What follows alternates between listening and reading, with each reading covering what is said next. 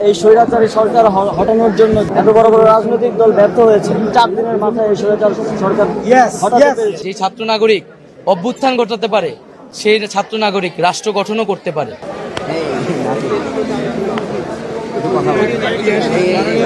আমাদের যে কর্মস্পৃহা রয়েছে আপনারা দেখেছেন, আমরা এই স্বৈরাচারী সরকার হটানোর জন্য যা 17 বছরে কেউ পারেনি, এত বড় বড় রাজনৈতিক দল ব্যর্থ হয়েছে। আমরা এক দফা ঘোষণার মাত্র 4 দিনের মাথায় এই স্বৈরাচার সরকার হটাতে পেরেছি।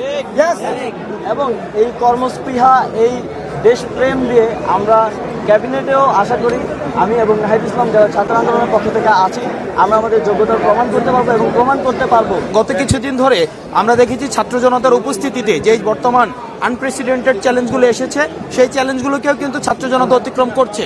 এই ধারাবাহিকতা ভবিষ্যতে অব্যাহত থাকবে। ছাত্রদের নেতৃত্বে এই অভ্যুত্থান ঘটেছে। স্বৈরাচারী ফ্যাসিস্ট হাসিনা সরকারের পতন ছাত্ররা ঘটিয়েছে। যেই ছাত্ররা এবং সাথে নাগরিকদের সাথে নিয়ে যেই ছাত্র নাগরিক অভ্যুত্থান ঘটাতে পারে, সেই ছাত্র নাগরিক রাষ্ট্র গঠনও করতে পারে।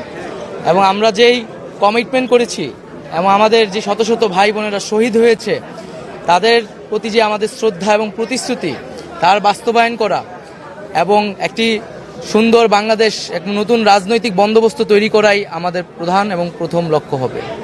এবং আমরা যেটা বলেছিলাম, যারা এই গণহত্যাকারীদের সাথে জড়িত রয়েছে তাদের বিচার করা।